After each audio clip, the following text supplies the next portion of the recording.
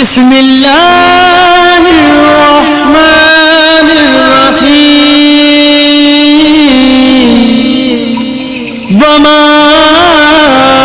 أرسلناك إلا رحمة للعالمين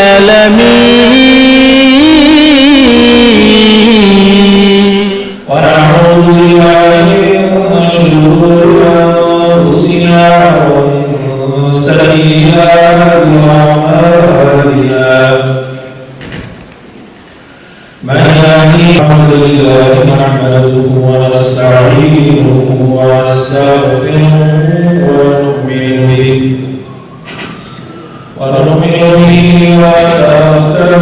عليه ونعوذ بالله من شرور أنفسنا ومن سيئات أعمالنا من يهده الله فلا مضل له ومن يضلل فلا هادي له ونشهد أن لا إله إلا الله وحده لا شريك له ونشهد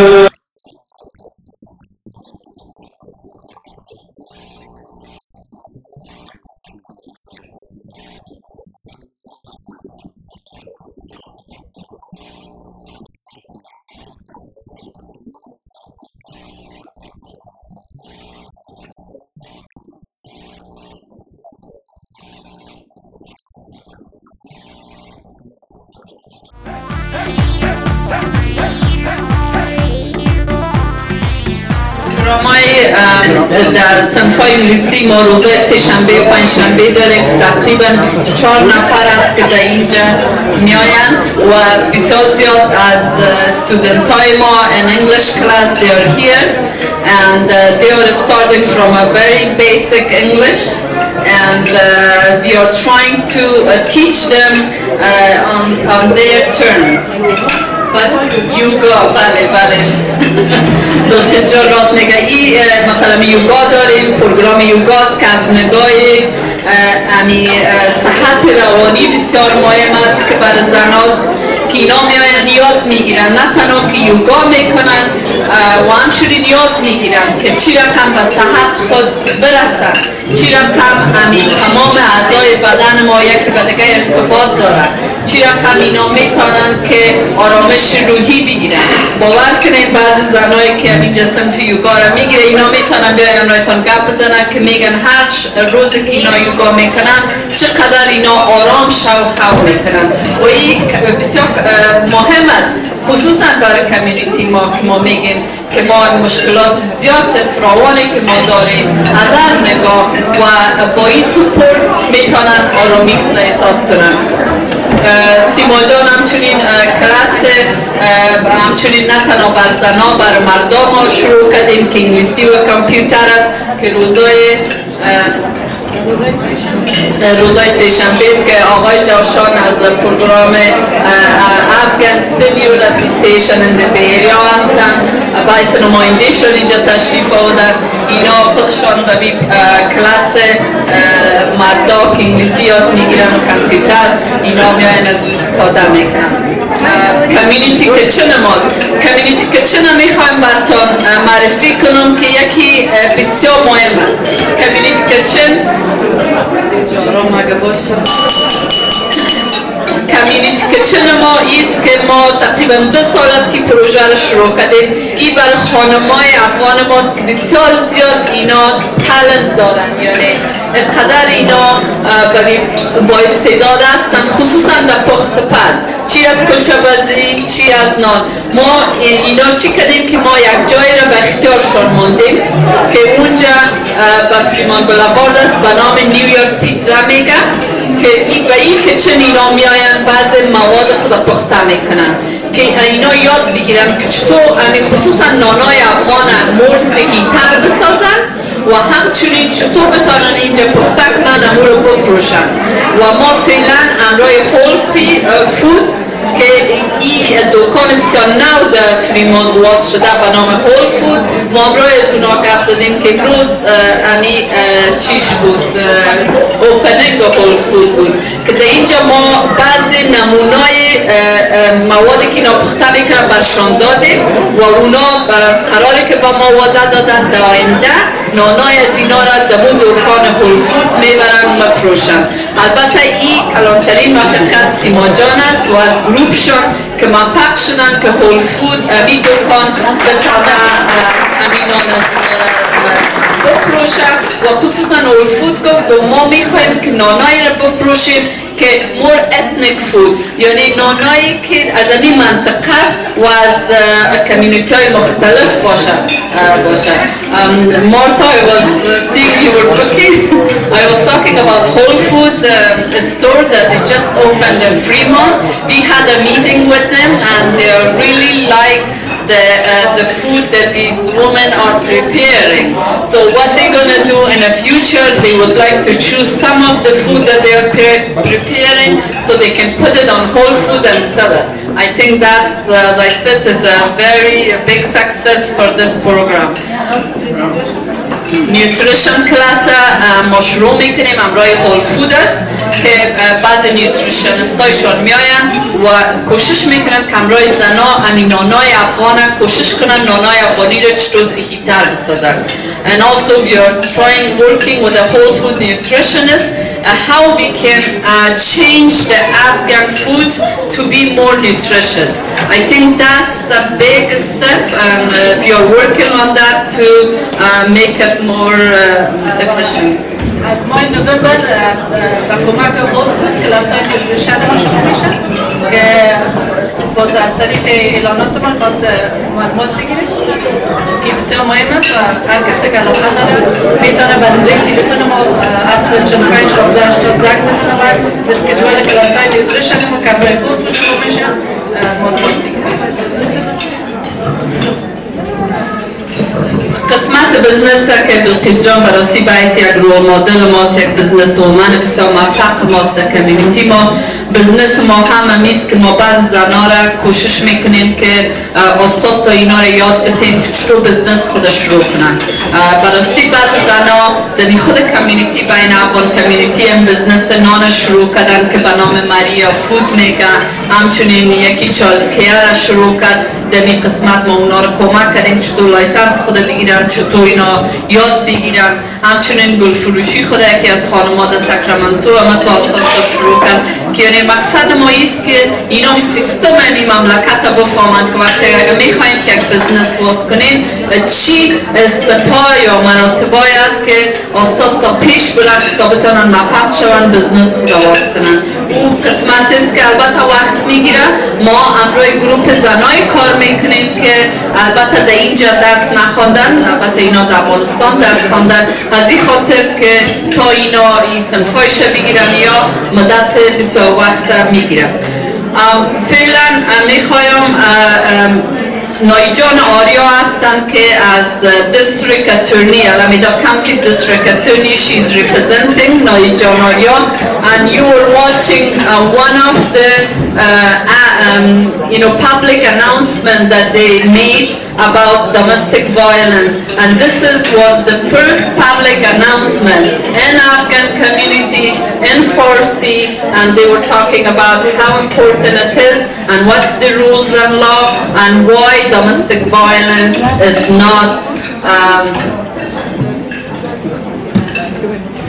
domestic violence that they were talking about the rules and laws and what the steps they're supposed to take in order to go and inform the authority about the problems that they have. Noijan are going to come talk about it later on, but right now I would like to invite Parvinjan Tawfiq so she can talk about her program. This project, they call it Team Project, which is we have a contract with a true self-help agency which is in San Francisco, mainly is for Chinese, and we are working with them together so we can help our community how to help with their telephone bills and how they can inform the utility commission about the telephones or whatever is happening with their telephone bills. So Parveen John, talk to you guys in detail. Good evening everybody. تشکر که برام وقت دادید. نام من پروین توفیق است. من پروژه تیم با افغان کولیشن پیش میبرم که این پروژه از این قرار است که مردمایی که با همراه دلای تلفن، اینترنت یا تلویزیون خود مشکل داشته باشند یا سوالایی داشته باشند یا بلا خود خواندن نمیتونن چون به لسان انگلیسی و همراهشان همکاری کردن میتونم که مشکلاتشون همراه کمپانی‌های مخابراتی کوشش کنم که حل کنم. یک دیسکاونت یا تخفیف بزرگی که اکثر افغان‌ها با او مستحق هستند به نام کالیفرنیا لایف لاین است که هر کسی که لو اینکم باشه یا با SSI داشته باشه یا مدیکال اونا میتونن که از این دیسکاونت استفاده کنن و این ما میتونم امروزشان کمک کنم که این دیسکاونت گرفته بتونن و بل تلفونشون که مثلا $23 یک تلفون عادی لوکل و میتونیم که به $7 یا حتی به $3.5 در ماه پایان بیاریم و هر کس که اگر سوال داشته باشه درباره از این پروگرام‌های مخابراتی میتونن که همراه افغان کولیشن تماس بگیرن که نمره مرا باز مستقیم میتونن بگیرن و من همراه همگی میتونم که همکاری کنم. تشکر از یکی از آیده جان میخواد که به خاطر نشان بسازه براستی 2 نفر بسیار مهم پروژه صحت سینه که ناجیه جان آجیزاده و وسیمه جان خالقی است که براستی بسیار در این قسمتی که ما امی اوارد ما فرمایش دادیم اونا امی اوارد با وجود یعنی نتانستن که جور کنن. از این خاطر یکی نمونهشی نیست که این اوارد است که ما برای یکی از خانمای ما پسان برتان معرفیش میکنم میخواستم بتم حتی اینا او رو جور نکردن با من اینو توی خالی دادن و این مستیک براستی جای است که امی اوارد برای 2 نفر بسیار مهم که براستی ناجیه جان استاده شو همراه وسیمه جان براستی ناجیه جان خودش در حقوق بشر در افغانستان کار میکرد یعنی یک خانم فوق العاده فعال کمیونیتی ماست که در قسمت یعنی پروژه تیم یا یعنی قسمت تلفن هم کار میکنن و بسیار زیاد از روز که آمدند اینا همیشه آرزو داشتن به کمیونیتی خود کار کنن و همچنین وسیمه جان خالقی که خودشان دکتر بود در افغانستان اینا از تجاربشان از تمامش براستی آدم بسیار خوش میشه افتخار میکنه که همراه از این 2 نفر کار میکنه و همچنین اوما جان احسان که کسی است که براستی زیادترین نفر را که آورد این پروژه یعنی اوتریچ میگه اوما جان احسان بود که باور کنین 200 نفر هم زیادتر از این پروژه آورد چی شود و تمامش این مستیک بسیار ببخشین مستیک یعنی چی نیست مستیک از همون جایی بود که یعنی آورد اینا درست نکردن البته این یکیش نمونهش که با من خالی دادن که براستی بله بسیار ببخشین. السلام علیکم و رحمت الله و برکاته. من ناجیه آجیزاده هستم. قسمی که رونا جان گفتن من در بخش صحت سینه همراه افغان کولیشن همکاری میکنم و از اینکه ریوارد مثلا این چیز بسیار مهم نیست. تمام کمیونیتی یا تمام اجتماع افغان که ما همراهشان کار کردیم ما را به درستی بشناسن و اینا شاید یک سال 2 سالی که برشان خدمت کردیم تشخیص داده باشن که با چی قلب پاک و دوست نیت ما همراهشان کار کردیم. ببخشید چه باشید خانم داد میزنم شما And I would would like to say many thanks, and I appreciate from donors, executive director, program manager, navigators, and all our staff to work together, and they organize such a great project to help our community. تشکر میکنم از همزناش، خصوصا از آیدا جان که اینا در تمام راستای پروژه که ما همراهشون کار کردیم با بسیار حوصله‌مندی، با فلکسیبیلیتی و همچنان تالنس و پیشنی که اینا داشتن، حوصله‌ای که داشتن، توانستن که پروژه رو به موفقیت پیش ببرن. و این مسئله ریوارد چیزا بسیار مهم نیست برای ما. حجر ما و تمام کارمندایی که کار کردن با خداوند است و ما موفقیت هرچی بیشتر تمام کارمندای افغان کارشان و همچنان از تمام اجتماع افغان خدا از خداوند از عزت تعالی استدعا میکنم. تشکر از همگی. تشکر ناجیه جان، برای افتخار با ماست که رقم شما و زنای موفق ما داریم در کمیونیتی خود و همراهتان کار میکنیم. فعلا پروژه دیگه که افغان ساکر کلاب که یکی از پروژه بسیار موفق افغان کمیونیتی است. اینا گروپ هستند که از 5-6 نفر شروع شد و حال مردن 200 نفر گروپ داره. And also I would like to introduce Laila John Mujadidi. She is the manager for the Afghan Soccer Club, which is being supported by Afghan Coalition. And we would like to continue our support with this club, and she has a report about her program. Thank you, Ramajan. Assalamu alaikum. As Ramajan said, my name is Laila Mujadidi. I'm a member of Afghan Soccer Club. Afghan Soccer Club is a club that was established in 1984 actually, before even I was here in California actually. We heard a lot about mental health, we heard about breast cancer. Now let's do something to avoid and prevent all of this, if I may. It's kind of hard to get attention too because everybody's eating. So I'd like to bring my crew who are here before I get into this to support me, and maybe they can get more attention than I do, I guess. Shakila Abibi, Malia John Kauzer, Akbar John Mateen, Ratem John, Amir Tour. These are the staff of Afghan Soccer Club here tonight with me to introduce our club. These are our business section and the people who are actually after your money. So if you have money, take it out. So what is the mission of Afghan Soccer Club? I'm sorry I had a cold, I'm trying to speak up. Afghan Soccer Club is a Fremont-based California Afghan youth soccer. It was established in 1984. As I told you guys, I wasn't even in Fremont. And then it was an adult team. After a while, it went into a remote condition, and then it came back as a youth. The mission was to establish, educate, and promote an Afghan youth soccer club as a premier center for sports for the Afghan children.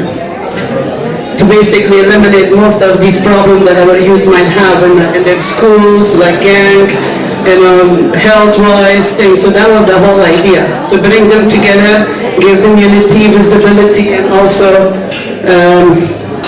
give them somewhere to be proud of who they are, Afghans. Next, please. So our headquarters is here in Fremont. This is an older presentation. We are right here by the Afghan. These are the sites or the emails you can contact us. Next one, please. So, as I told you about our history, this was established in 1984. In 1983, Coach Wais Omar, who was actually co-owner of the Afghan, got a bunch of us together, and then we established this team, an Afghan coalition when Rona John was present, and we started right from there. And now we are a 501c registered non-profit club.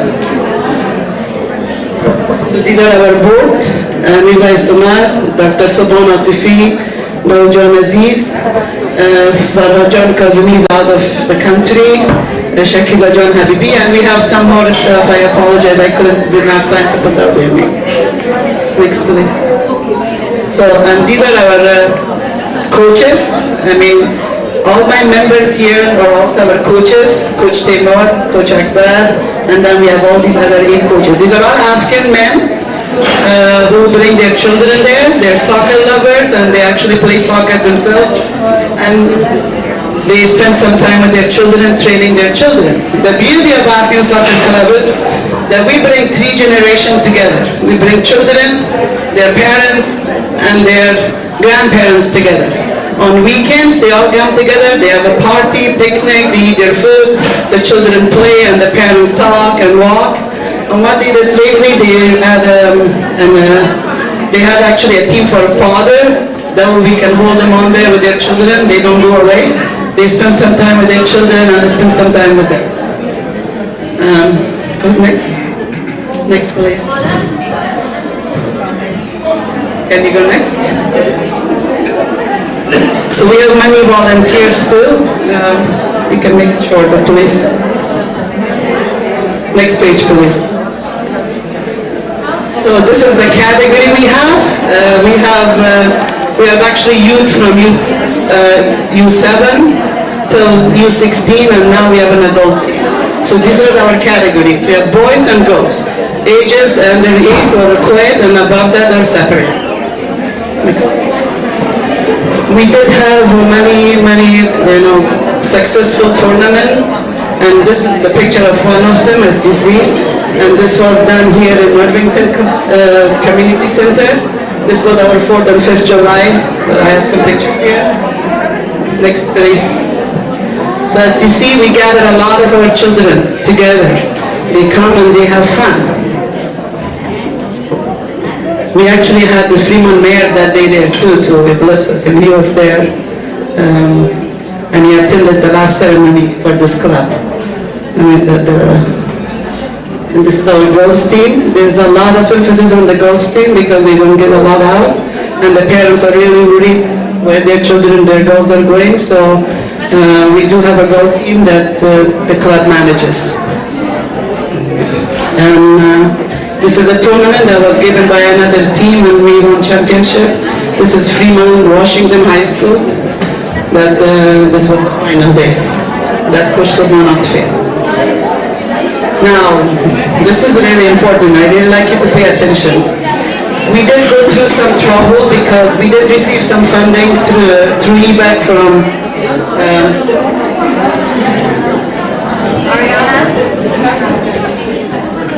sorry. We did receive some funding from EBAC through Ramadan, and then we had some problem to keep up with the expenses.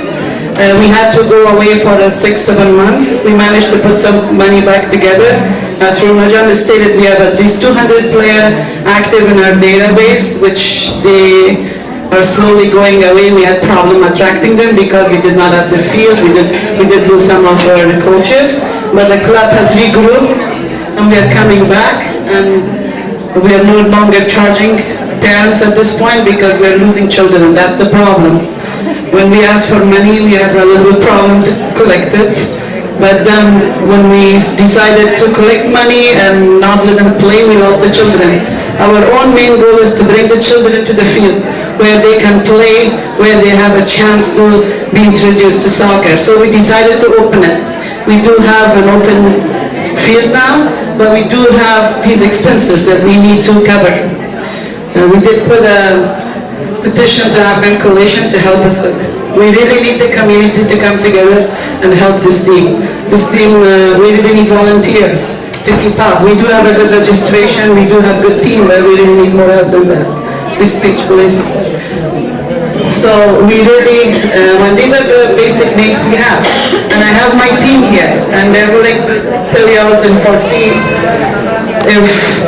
how you can help us. These are our basic needs, and we're really reaching out to the community, especially to Afghan Coalition, to help us and fund us to continue and maybe improve better and then have better programs than what we have right now. But at this point we are open. We have at least 150 players coming regularly to practice free. So don't tell everybody, but we are offering free training, but it's okay. It's for our children. the whole idea is to get it coming to a field. I'd like Tamer John to, at least he's the one who, with Malia John, they're the two people who are going to see that we get some funding from no matter who these people are, Afghan Coalition, EBAC or whatever. So I'd like him to, say some words in Farsi. I'm sorry, my Farsi is so bad. So I'm giving the mic to you, Tamer John, to kind of briefly tell them about what we need. They know what we are. So thank you very much for your time.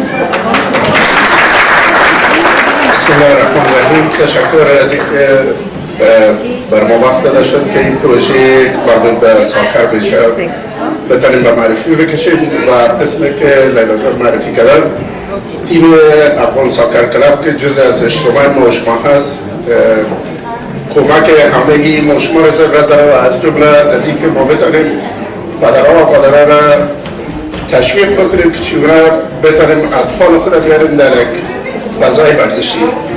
مهمترین چیزی را که ما در اینجا ضرورت داریم اجتماع یا کمیونیتی خود افغانای ما و شماست که واقعا جای افتخار است به این مدت کمی که من هستم میبینم که افغانای ما و شما در اینجا نام خدا چقدر با همدیگه جمع هستن، بسته هستن و فکر بسیار به صورت مختصر در مورد افغان ساکر کلاب که یکی از کمیته ورزشی افغانان در منطقه بیریا به صورت فعال اینجا ترای سیتی فعال هستن. یک سری مشکلات های خاصی خود داریم. ما فقط از تمام عزیزای خود خواهش میکنیم که سعی بکنیم چگونه بتونیم طفلای خود تشویق بکنیم که برگردیم به یک فضای ورزشی، یک جایی که بتونیم اینا را از فضای یا از محیطی که واقعا میتواند بعدا برای کل ما مشکل ساز باشه اینا را بیاریم دور همدیگر جمع سازیم و در مجموع از همه دستاندارکاران از این پروگرام بخصوص افغان کوالیشن و برمان رونجان کوبت تشکر میکنیم در قسمت حمایه یا سپورت از این که بتونیم چگونه افغان کوالیشن افغان ساکر کلاب کمک بکنیم. گفتنی خاصی دیگه ندارم. فکر میکنم انقدر کافی باشه که حالا ما که تمام امکانات در حد داوطلبانه یا والنتیر انجام میدیم و هیچ گونه اقصامه از کسی طلبکار نیستیم، حداقل خواهش ما نیست که اطفال خود چگونه تشویق میکنیم که بیاین و در این کارهای که مربوط به صحت است و مربوط به ورزش هست سهم بگیرن و اگر کسی سوال چیز داشته باشه تیم افغان ساکر کلاب در خدمتتان است و از همگیتان تشکر میکنم.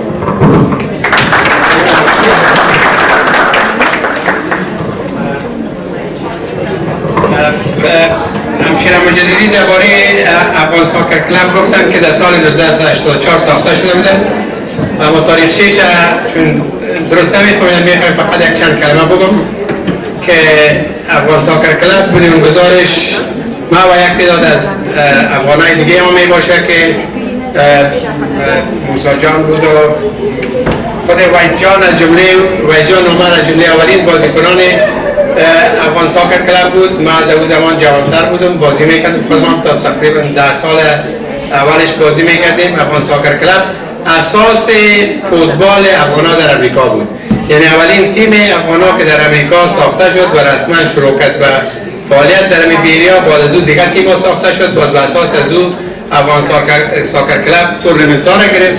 تورنمنت‌ها بین لس آنجلس، تیم آریانا و تیم‌های اینجا میشد تا چندین سال تا که انکشاف کرد و بالاخره به افغان ساکر لیگ تبدیل شد که یکی از 20 لیگ در کل کالیفرنیا بود.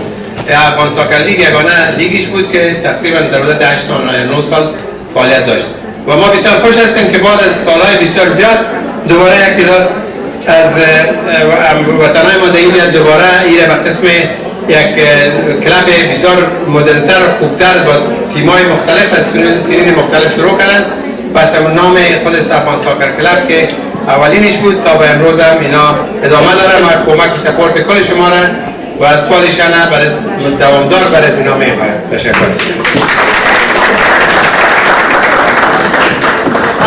یک چیزی که برای معلوماتتان بگویم که خبر داریم که ساکر افغانستان قهرمان شد در جنوب آسیا، بله؟ و مجددی طوری که امروز با ما به تماس شدن گفتن میخواین یک پروگرام بگیرن که بعضی از او ورزشکارا آمدن در این منطقه و میخواید برشان یک پروگرام بگیره. اینا را ما از تمام شما همکاریتان ضرورت داریم که در مو پروگرام بیاین، چون اینا میخوایم که مو ورزشکارای خود به مو قسمی که شاید باید باشه باید ما شما تشویق کنیم، چون یک افتخار بسیار زیاد به ما افغانا در منطقه جنوب آسیا است. فعلا پروگرام خدا آیشه جان که بخیال آخرین قسمت پروگرام ماست، اینا یکی از پروگرام است که ما از طرف سان فرانسیسکو فاندیشن ما فند میگیریم که برازیست که ما چطور ادوکسی بکنیم، یعنی چطور اویرنس یا آگاهی به جامعه افغانی خود بیاریم، که یکی از کارهای ما که به سال گذشته ما کردیم یک وودرز گاید ما بر افغانای ما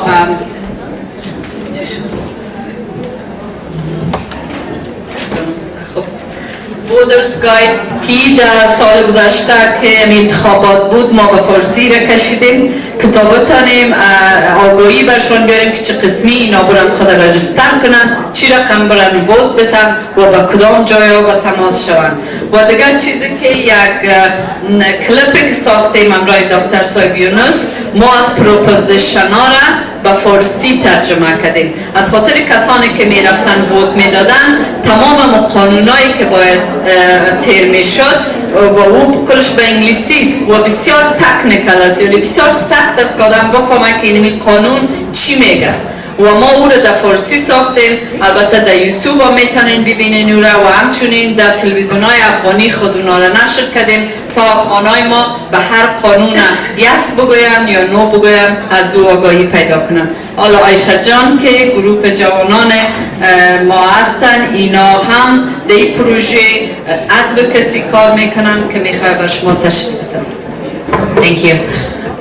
I just want to explain what advocacy is. Advocacy is basically gaining public support for a policy or a position. And for me, I think that the Afghan voice is very silent in the United States. We don't have a group that lobbies for us. We don't have a group that talks about our community needs. And I think one of the first things I want to say is that everything we do is advocacy. This domestic violence PSA that was started by the Human Relations Commission of Alameda County and with the help of Nani John from the District Attorney's Office is the first advocacy project in regards to domestic violence for Afghans. The mental health project, that's an advocacy project that is basically getting attention in regards to, how should I say, mental health support and talking about it and things like that. This particular project was done last year. It was called Meet the Candidates. In Fremont, the largest population of Afghans, we brought all the individuals that are running for mayor of Fremont to come and talk to the Fremont residents, specifically the Afghans, and talk about what their agenda is in Fremont. It was a very successful event, and it was a collaboration of several different organizations. It was also filmed and shown on television. Another thing I wanted to clear up is the comment in regards to the Ibrahim al-Khalillah Masjid. They are the ones that started the Pashto and Dari program, and my comment was that it is a successful start to such a program, and I think that they did a great job, and more Afghans need to do things like that. Not only language programs, cultural history programs, and also fun things like soccer and things like that. One of my final comments is the Unity and Freedom Movement of Afghanistan. Recently it was launched. Thank you.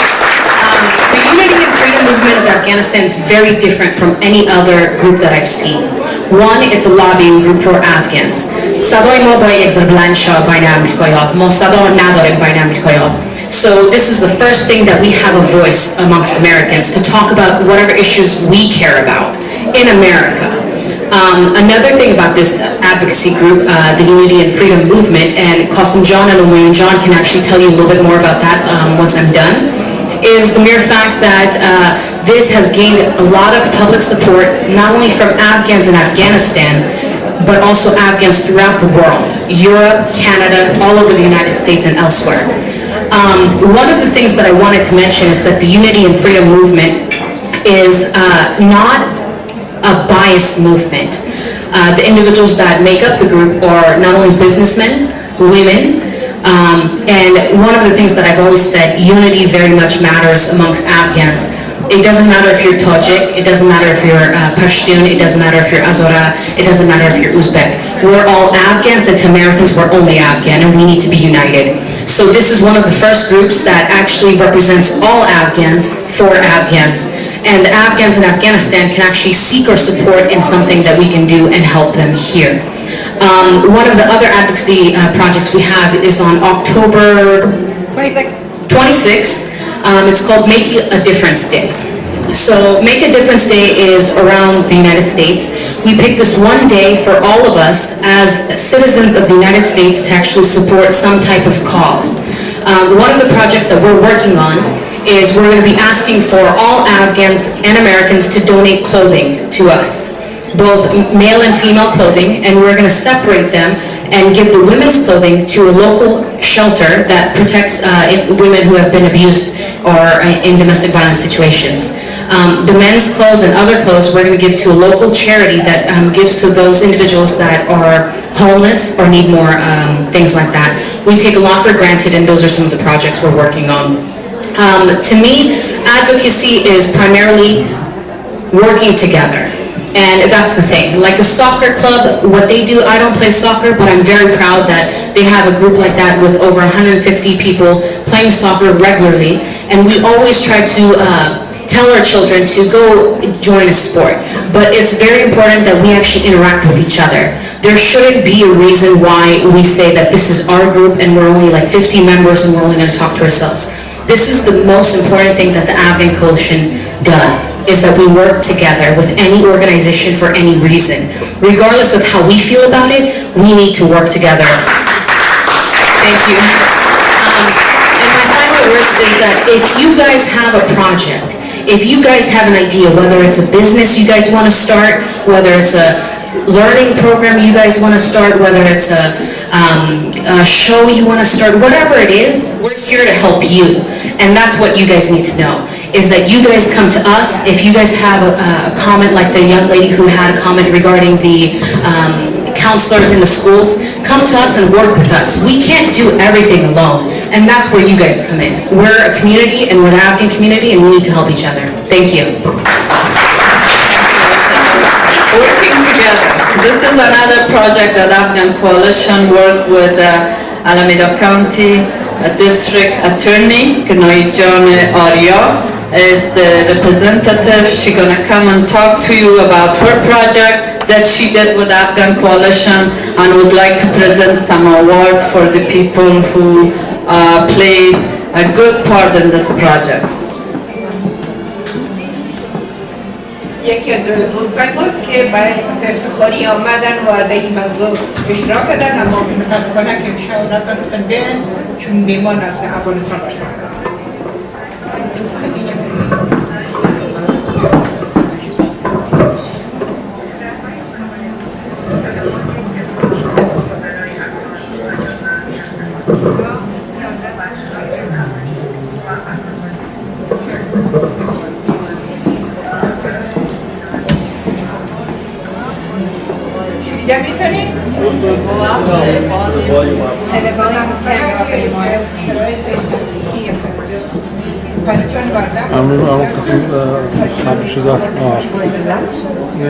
اما آواز داره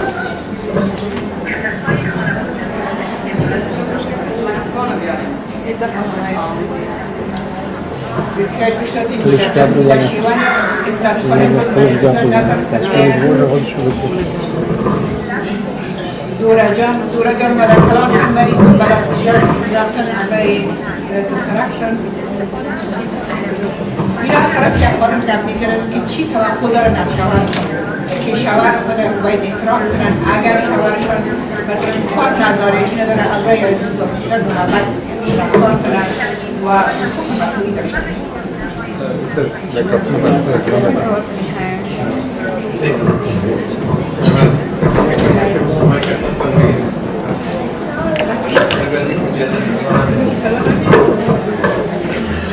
از طرف ویجان است که یک مرد از خانم خود چی توقع دارن؟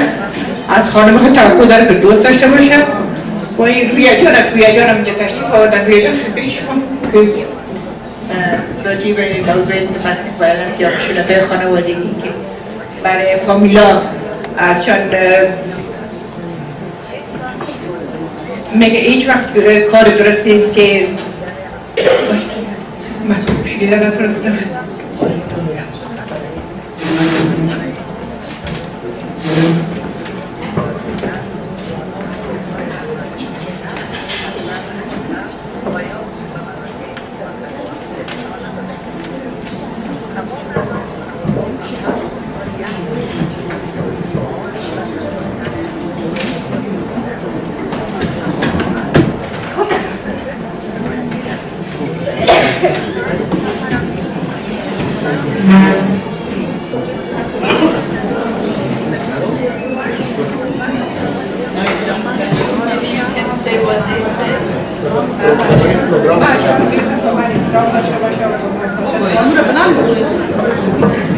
زورا جان میگه من از شوهرم میخوایم که به من احترام داشته باشم و با من صادق باشد و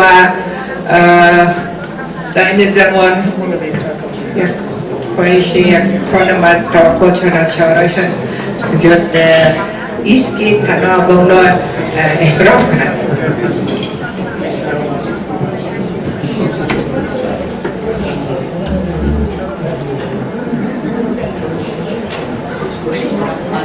و این از طرف پرداز که مردر اونا میخواین که خانماشان بهشان احترام داشته باشن و دوست داشته باشن.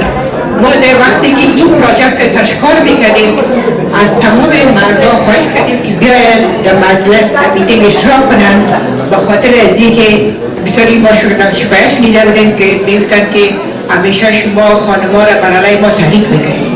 ما با اون لحاظ از مردم خواهش کردیم که بیاین و در این مجلس اشتراک کنن و نظریات خود بگوین. ما خوشبختانه بسیار یک نتیجه خوب گرفتیم و یک دخترک خود است، دختر زورا جان از مکتب خود ساعت 3 بجه به بسیار عجله 2 دفعه آمدن چون ما میخواستیم که این ثبت کنیم به استودیوی دفتر دیستریکت اتورنی. وقتی که از این نوشته خوانده میشد بسیار چشما پایان آمد اینا و پروگرام ویدیو استودیوی ما درست نبود. با اون لحاظ دفتر دیستریکت لازم دید که یک پروگرام سافتویر فارسی بخره که با تلفن‌تر کار کنه. اما متاسفانه که بازم وقتی که نوشته را میخواندن او سرشبه خوانده میشد. پسرتی بسیار زحمت کشیدن و یکی از همکارای تکنیکی ما که از دفتر دیستریکت اتورنی آمده به نام گلبرت لیو. گلبرت پلیز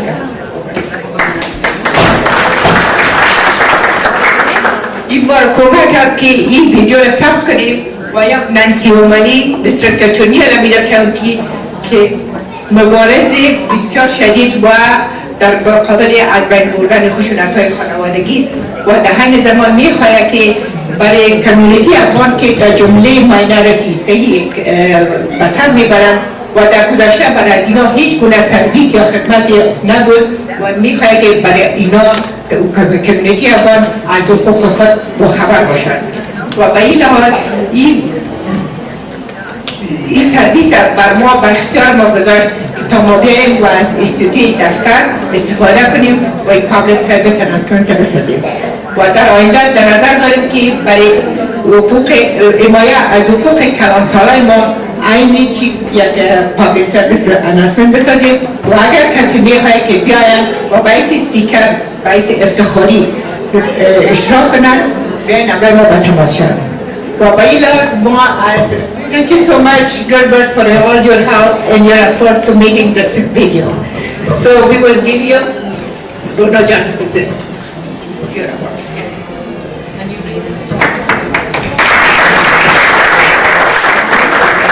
Certificate of Appreciation presented to Gilbert in recognition of your important that's good. از فعالیت‌هایی که در مقابل و مبارزه‌ای که در مقابل خشونت‌های خانوادگی میکنن ما یک جان تشکر میکنیم و از همه سپیکرها و نفرهایی که در این پروگرام بودن، یکی رویا جان است، خود ولی که انگلیسیش با فارسی ساخت و در تشکری میکنیم و پر از اینا همچنان رویا جان خواهش میکنیم که اینجا رویا جان هم با سرتیفیکتشون گفته in recognition of your important contribution in the fight against domestic violence.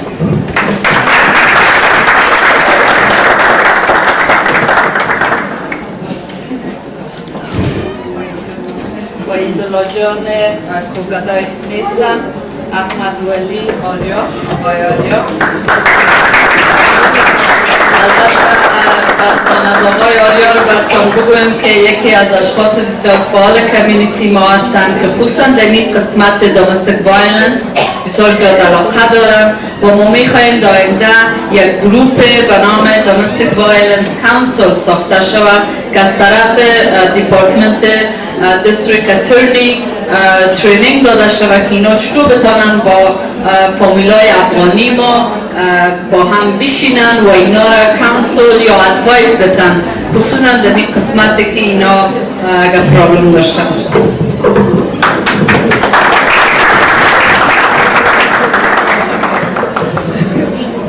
زورا جان نیسته زورا جان نیسته زورا جان ایلا جان تو فرانس هستنی نیلا شیوان از اشخاص بسیار فعال در این قسمت بودن. خود نای جان آریا را که ما به عزت چند ساله که میشناسم اگرچه اینا را ما از وقت میشناسیم اما یکی از خانمای بسیار پرکار و فعال جامعه افغانی ما هستند که خصوصا هدف از اینا از جایی که کار میکنن از دیستریکت اتورنی المیدا کانتی هدفش است که چطور دیستریکت اتورنی را که یعنی ما شما به نام سارنوال این منطقه میگیم چطور سارنوال با کمیونیتی افغان نزدیک شوند و از پروگرام های از اونا با خبر شویم آگاه شویم و چطور ما میتونیم که دیستریکت اتورنی با هم یک جا کار کنیم و پرابلمایی که افغان کمیونیتی داره با هم یک جا کار کنیم و اونا پرابلم ها حل شود و نوی جان آریاست که درستی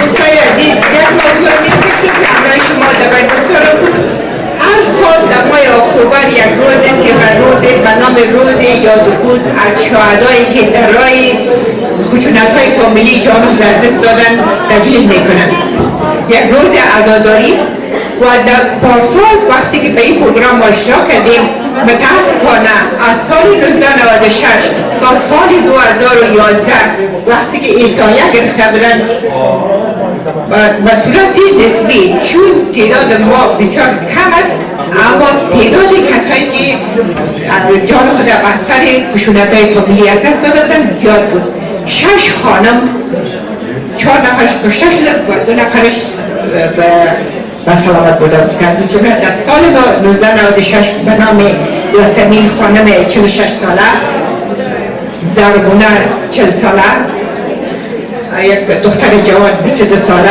نامش ناسد و من لاست نیمشون رو گفته نمیدیم اما این پابلیک انفورمیشن از شما باید بفهمید و 2 نفر دیگه که آمدن و تستفای کردن که اینا چی باعث شد که اینا جان خود از دست بدن به خاطر از اینکه آگاهی نداشتن و به اون نسبت ما اینمی لازم دیدیم که اینمی پابلیک سرویس اناونسمنت بسازیم تا شما از اون پاسخ بفهمیم و چطور حمایت کنیم و دستجمعی برای و مبارزه برای از بین بردن خشونت‌ها یکجا شویم تا به کلی این خشونت‌ها منع شود و ما بتوانیم که در یک محیط سالم و با بی خطر زندگی کنیم.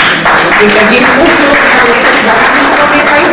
تشکر از رولاجان که این پروگرام قبول کردن و ما انجام دادیم و شما هستیم که ما هستیم و این وظیفه وجدانی ماست که در این را باید خدمت کنیم و ما به صورت افتخاری برای جامعه افغانی کار میکنیم. تشکر.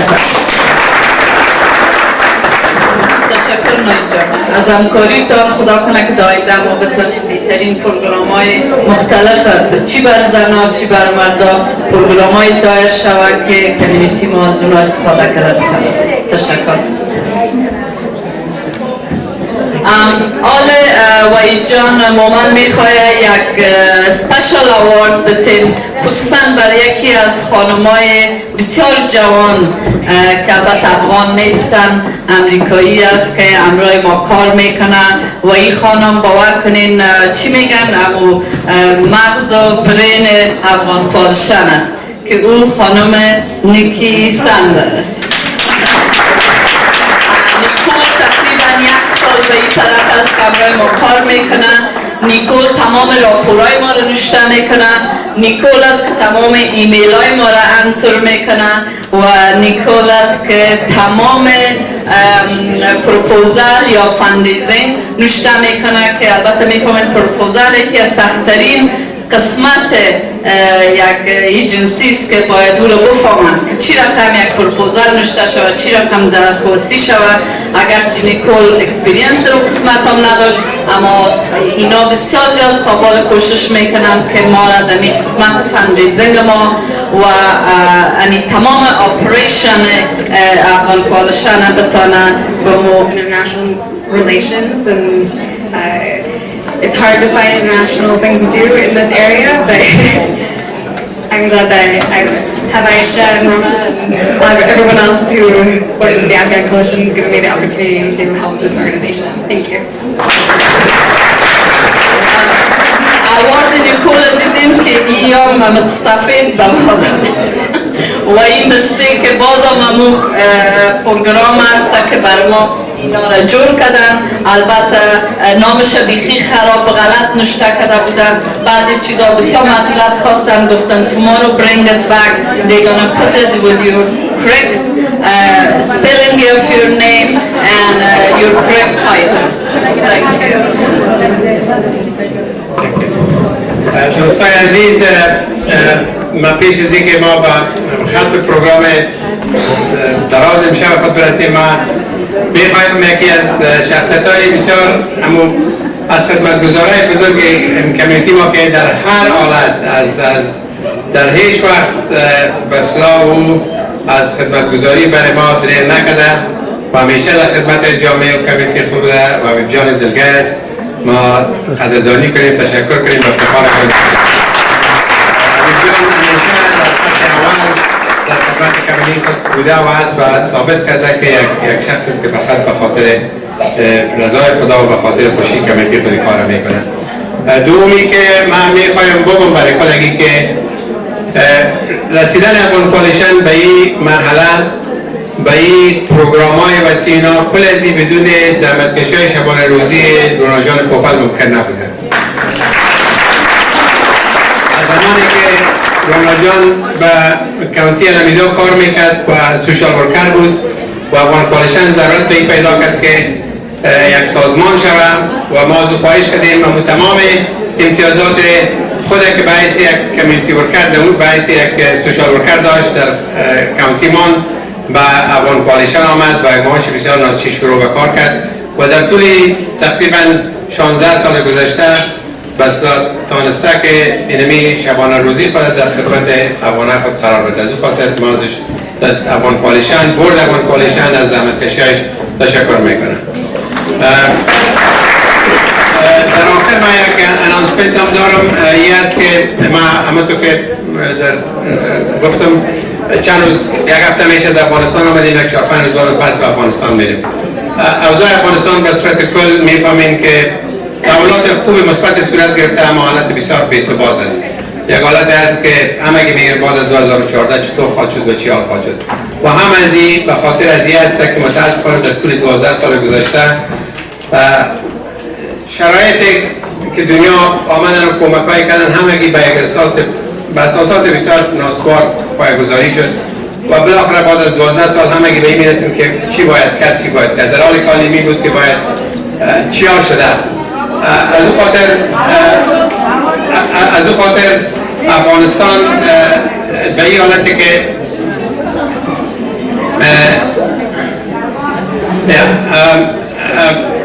فقط به این که در شرایط فعلی افغانستان اگه به می رقم پیش بره معلوم نیست که چه رقم خواهد شد.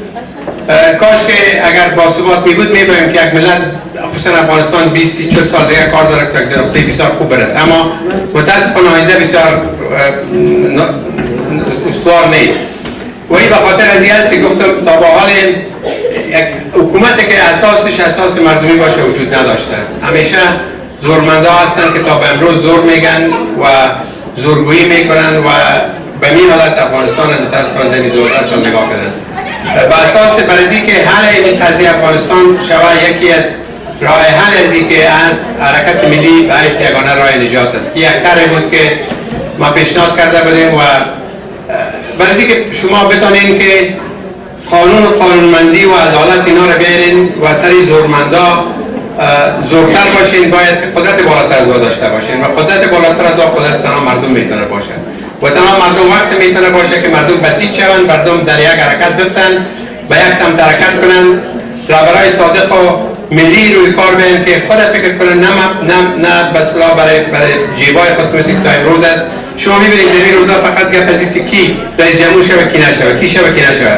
ائتلاف امروز به وجود میاد، صبح ائتلاف میشکنه، دیگه ائتلاف میاد.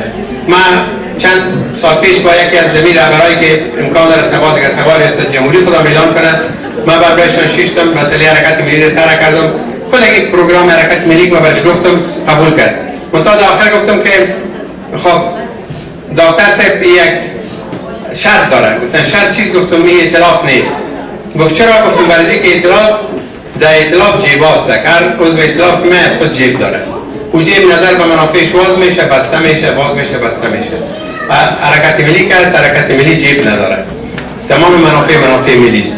از او خاطر این کلش در روی تیوری نیست. مدت چند ماه میشه که حرکت ملی در مابین افغانستان به شکل فعالانیش شروع کرده. مردم علاقات بزرگ ملی، علاقات شخصیت‌های ملی در داخل و خارج افغانستان در حال جمع شدن هستند. به سرعت حرکت ملی انشاءالله به حیث یک حرکت ریشه‌ای دوامدار، نه به حیث مقطعی که از خاطر انتخابات باشه، بلکه به حیث دوامدار در راه حل افغانستان در حالت ظهور، نه که در حالت حرکت است.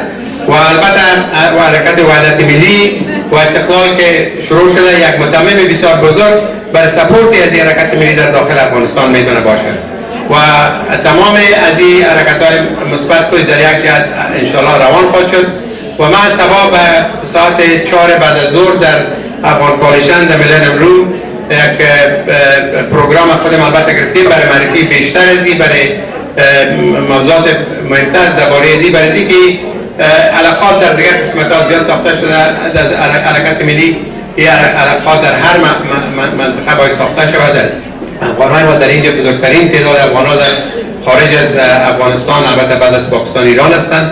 از این خاطر حصه گرفتن ما وقتی که می‌خواهیم به خاطر افغانستان و میگیم که هر روز فکر ما از اخبار گوش میکنیم دیگه میکنیم، آیا ما به حیث یک شهروندی که خود متعلق به اونجا میدانیم مسئولیت خود برای که ما در اونجا یک کار رو بکنیم میتونیم؟ بله میتونیم.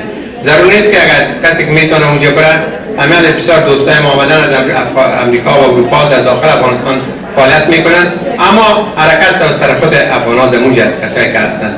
ولی ما به حیث سپورت زوخات بودیم. ما سپورت خود، سپورت مادی و معنوی خود، سپورت کلانی که میایه میتونه از طریق گفت واقعا بی‌نظیر است. امی گروه لابی که ساخته شده باعث بزرگترین کمک کننده حرکت ملی میتونه که استفاده شد و بسیار با موقعی چیز صورت گرفته. دیگه انشاءالله ما البته اینجا قاسم جان و ترین آقای ترین و همایون جان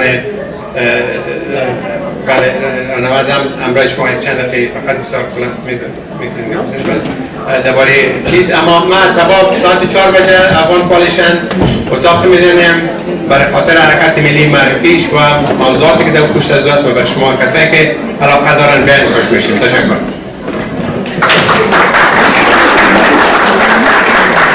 بسم الله الرحمن الرحیم. دکتر صاحب محترم، از لطف و مهربانی شما یک دونه ممنون و همچنان عایشه جان thank you for so much for the introduction. That was very nice in regards to the freedom movement of Afghanistan.